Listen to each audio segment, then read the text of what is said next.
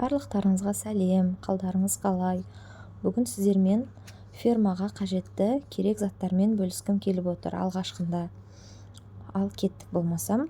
Біріншісі бізде киімдер, жұмысқа арналған киімдер және де ауыстырып киінуге арналған бір-екі киімдер қажет болады. Ал екінші зат гигиеналық заттар, шампундар, уходтар, бет күтімі, өзіңізге қажетті болған гигиеналық заттарды алып алыңыз. Өйткені фермаға барғаныңызда сразу сізді қалаға алып барып, дүкенге алып баруға мүмкіндік болмауы мүмкін. Үшіншісі постельный белье. Барғандарыңызда ферма сіздерге орын төсек береді, бірақтан постельный белье бермейді. Сондықтан өздеріңізге алғашқында жатуға арналған постельный бельеларды алып алғандарыңыз жөн болады деп ойлаймын. Төртіншісі сүлгілер, ванна сүлгі болсын, бет сүлгі болсын, алғашқында қалаға шығып зат сатып алғанға дейін сіздерге керек болады. Келесі 5-ші списокта бізде дәрілер. Бел ауруына болсын, гриппқа болсын, өйткені шетелде антибиотик дәрілерді рецептсіз бермейді. Сондықтан өзіңізбен дәрілер запасқа алып алуыңызға болады. Келесі посуда, яғни ыдыс-аяқтар. Неге? Өйткені кейбір фермаларда посуда беріледі, ал кейбір фермаларда ештеңе берілмейді.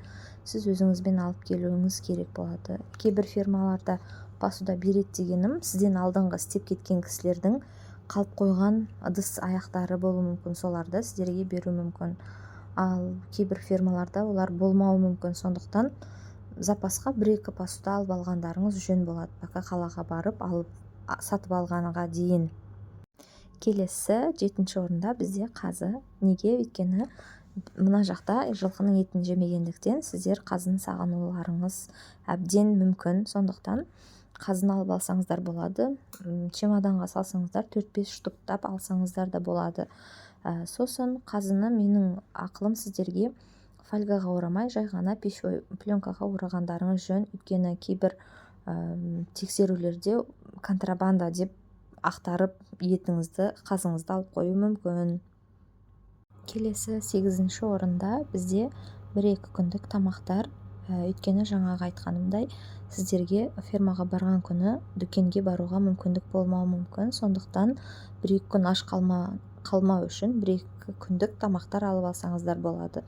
Роллтон болсын, қазының пісіріп, нанмен алып алсаңыздар, сол жеткілікті деп ойлаймын.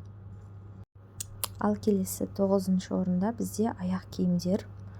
Аяқ киімдер, өйткені сіз киіп барған аяқ киім және де жұмысқа арналған тағы да бір аяқ киім алып алғаныңыз жөн болады. Және де жамғырға арналған дәждевик те алғаныңыз жөн болады, мына жерден пока сатып алғаныңызға дейін.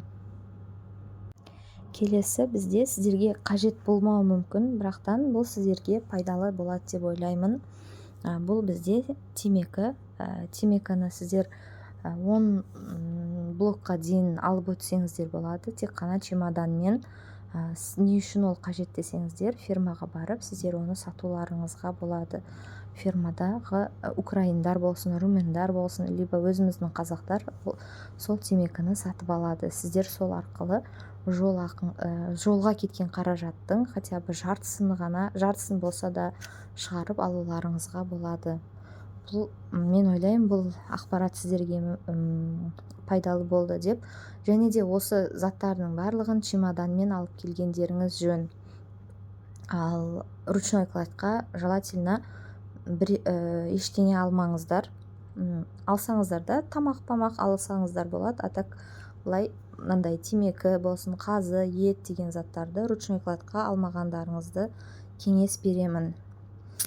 Барлықтарыңызға рахмет, сау болыңыздар.